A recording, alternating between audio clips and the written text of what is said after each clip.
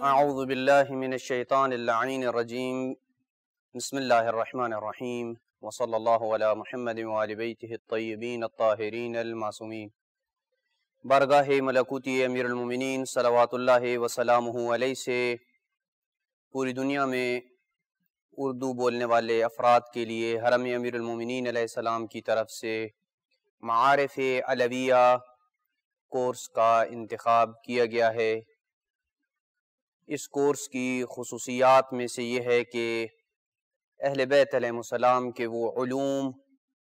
کہ جو عام طور پر مومنین و مومنات تک نہیں پہنچائے جاتے،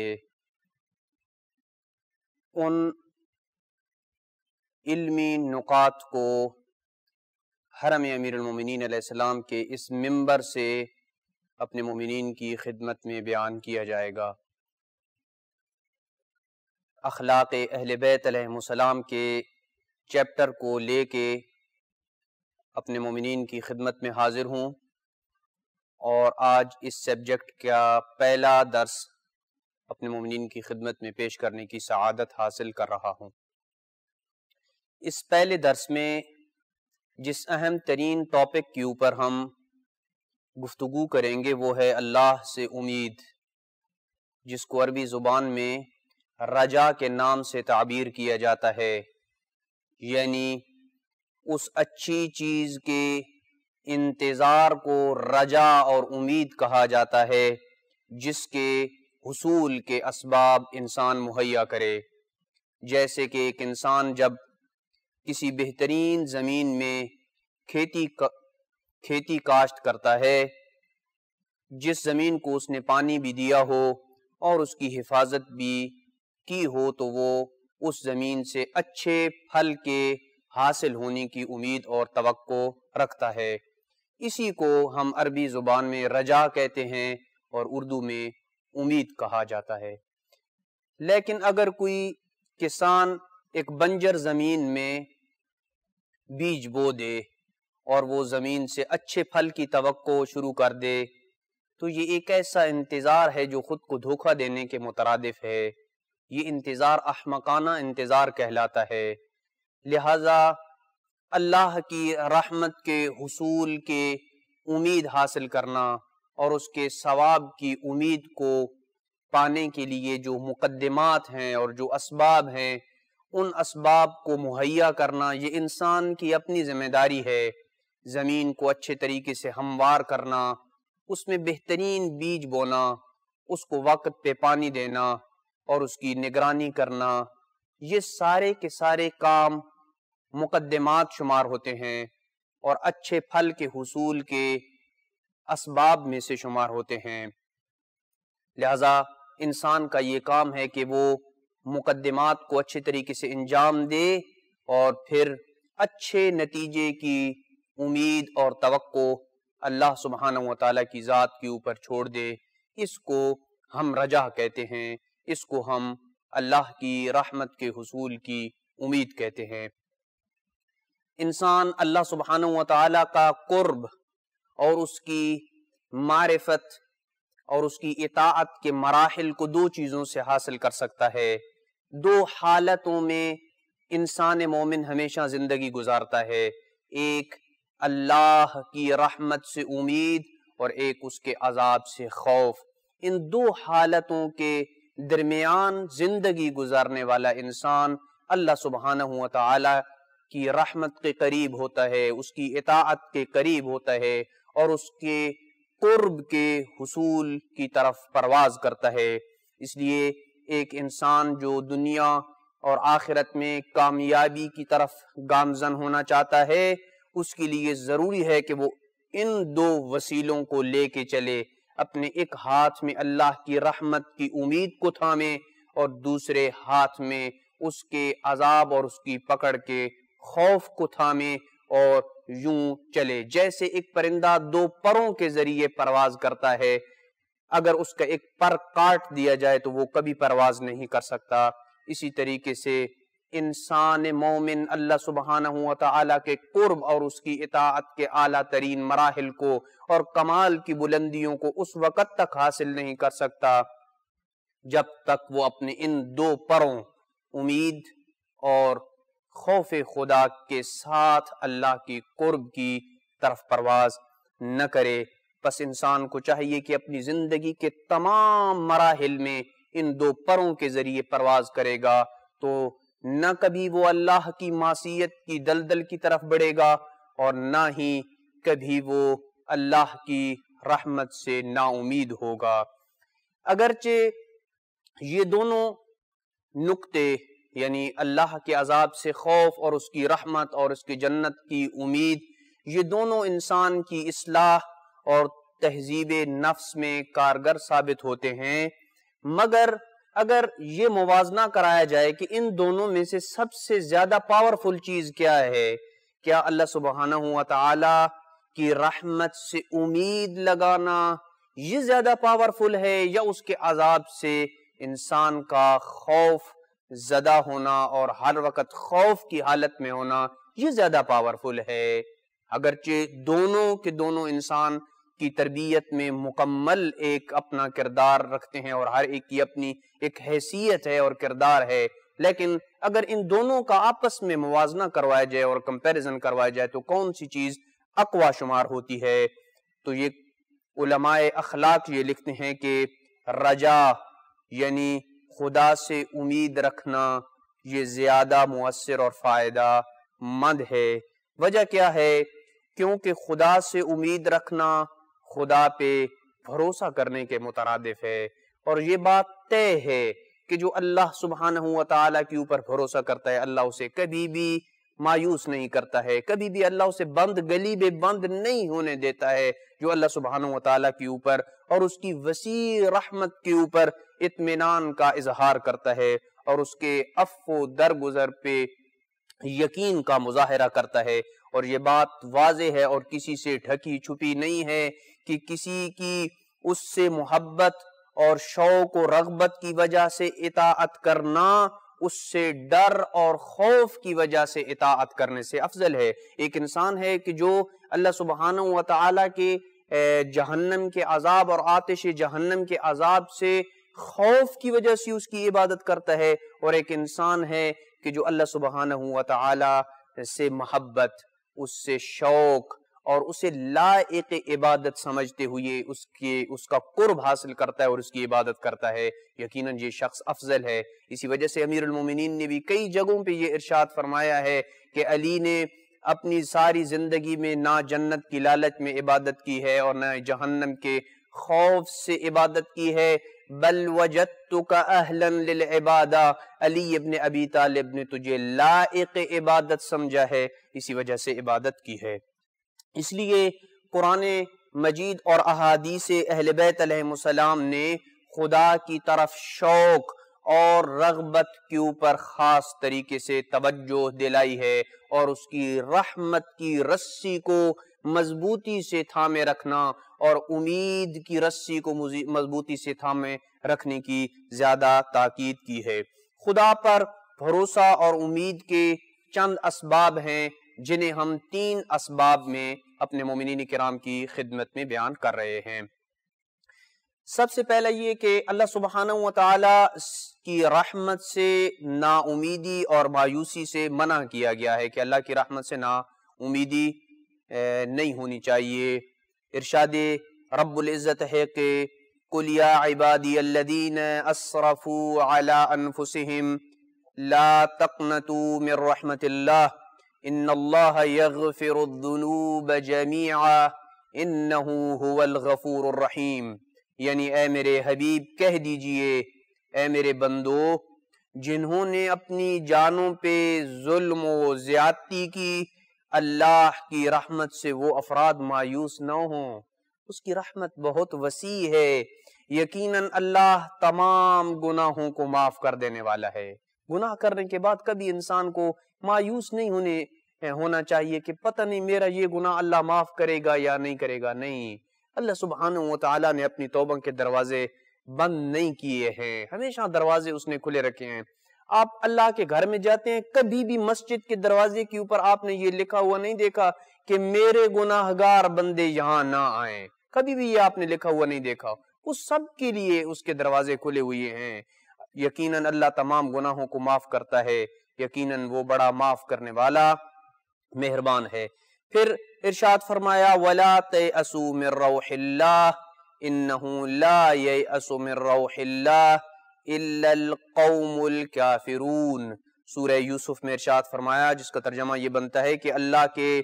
فیض سے مایوس نہ ہونا، کیونکہ اللہ کے فیض سے، اس کی رحمت سے مایوس ہونا تو صرف کافر لوگوں کا کام ہے۔ فقط کافر لوگ اللہ کی رحمت سے مایوس ہوتے ہیں اور اللہ کے فیض سے وہ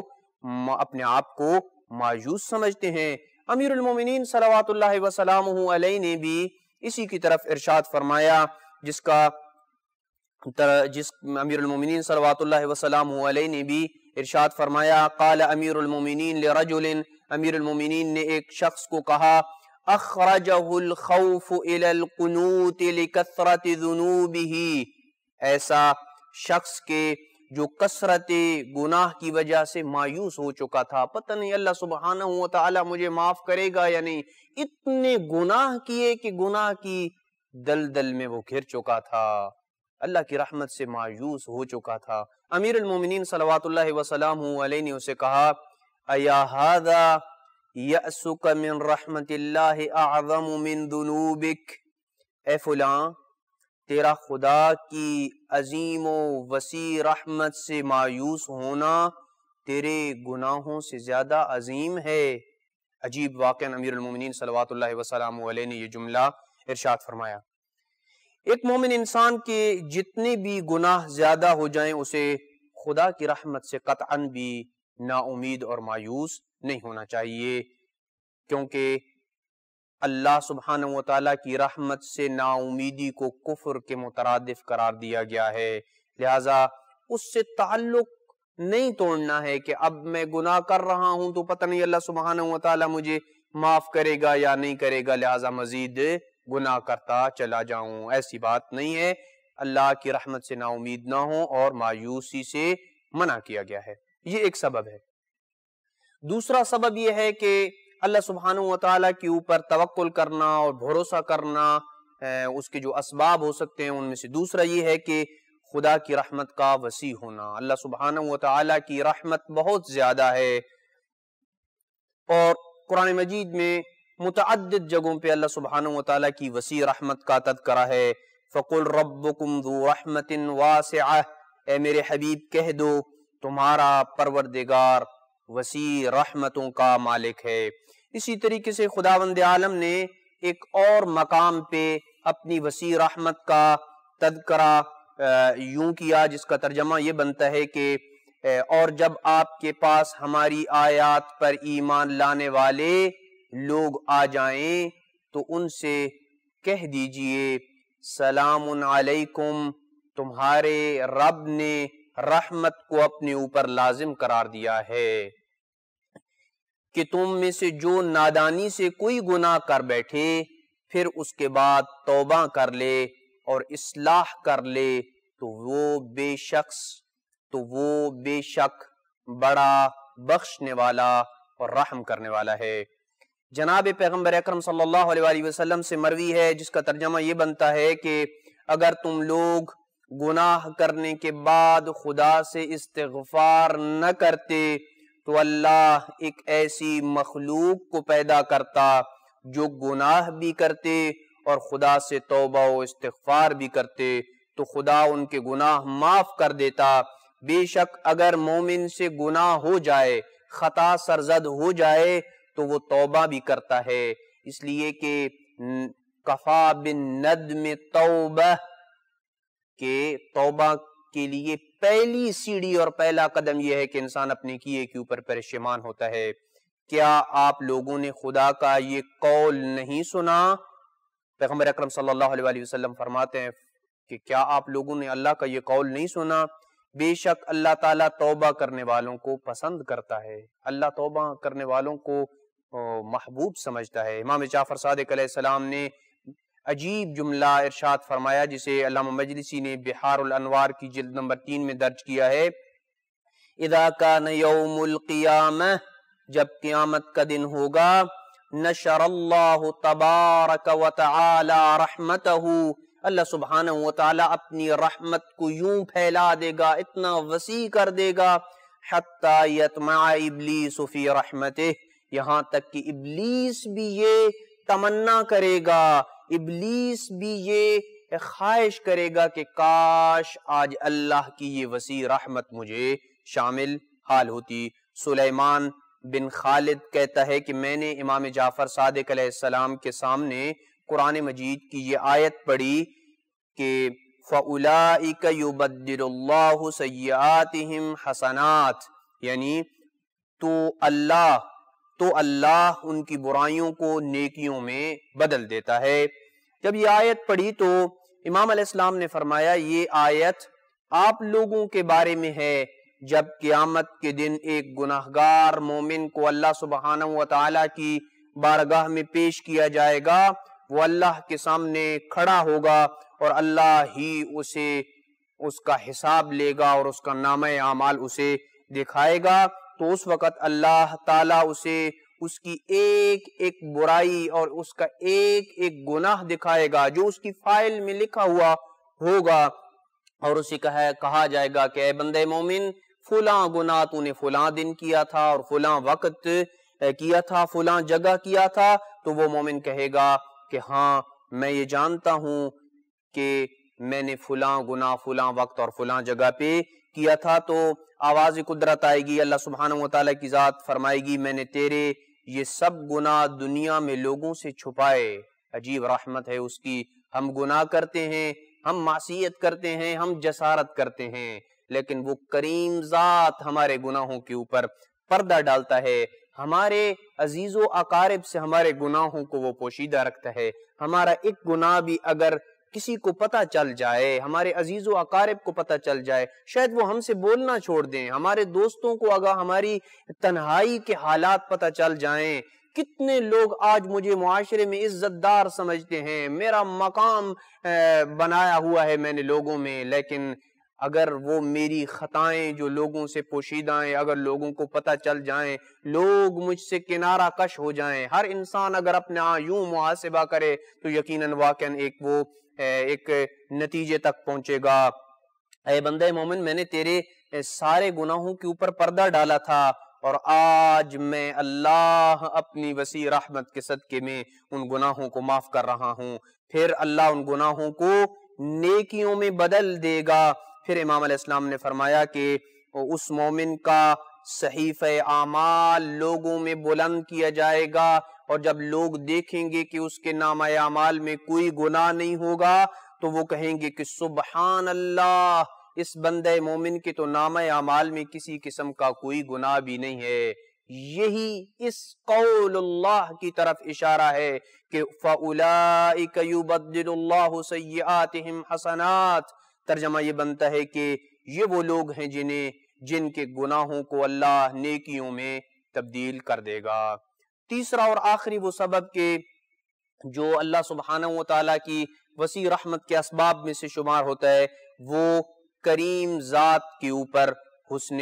ظن رکھنا ہے۔ رجا اور امید کا تیسرا اہم سبب خدا وند عالم سبحانہ و تعالیٰ کی ذات کے اوپر اچھا حسن ظن رکھنا ہے، اچھا گمان رکھنا ہے اس کی ذات کے اوپر۔ یہی وجہ ہے کہ امام جعفر صادق علیہ السلام نے بڑی ہی پیاری روایت، انسان کے اندر کو جھنجھوڑ کے رکھ دینے والی روایت بیان کی ہے۔ امام علیہ السلام فرماتے ہیں کہ جب اللہ سبحانہ و تعالیٰ قیامت کے دن یہ فیصلہ کرے گا، سارے جنتی جنت کو چلے جائیں گے، سارے جہنمی جہنم کو چلے جائیں گے، آخری بندے کے حق میں جب یہ فیصلہ کیا جائے گا کہ اس کو جہنم کی طرف بھیج دو، یہ شخص جہنم کی طرف جا رہا ہوگا لیکن مڑ مڑ کے پیچھے دیکھ رہا ہوگا، تو اس وقت آواز قدرت آئے گی اے میرے فرشتوں، میرے اس بندے کو روک لو اور اس کو ٹھہرا لو اپنی جگہ پہ۔ وہ بندہ رک جائے گا، آواز قدرت آئے گی اے میرے بندے، میں نے تجھے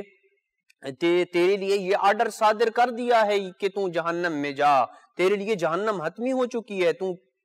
پیچھے مڑ مڑ کے کیوں دیکھ رہا ہے؟ تو یہ شخص کہے گا کہ پالنے والے، میں تیرے بارے میں یہ گمان نہیں رکھتا تھا کہ تو مجھے جہنم میں پھینکے گا، میں تیرے بارے میں یہ اچھا گمان رکھتا تھا کہ تو اپنی وسیع رحمت کے ذریعے میرے گناہوں کو معاف کر دے گا. میرا یہ تیرے بارے میں گمان تھا کہ تو میرے سارے گناہوں کو معاف کر دے گا, مجھے اپنی جنت میں جگہ دے گا. اللہ تعالیٰ فرمائے گا, اے میرے فرشتوں, مجھے اپنی عزت و جلالت کی قسم, اس بندے نے اپنی زندگی میں ایک لحظے کے لیے بھی اگرچہ میرے اوپر اچھا گمان نہیں کیا ہے, یہ ساری زندگی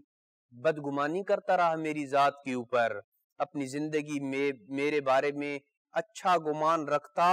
تو میں اسے جہنم کی آگ سے نہ ڈراتا اور اس کے جھوٹ سے درگزر کرو, اس کے جھوٹ سے درگزر کرو اور اسے جنت میں بھیج دو. اگرچہ یہ تیرا دعویٰ ہے اے بندے مومن, گویا آواز قدرت آئے گی, اے میرے بندے تو اگرچہ یہ دعویٰ کر رہا ہے کہ میں اللہ کے اوپر اچھا گمان رکھتا تھا, لیکن زندگی میں ایک لحظہ بھی تو نے میرے اوپر اچھا گمان نہیں کیا,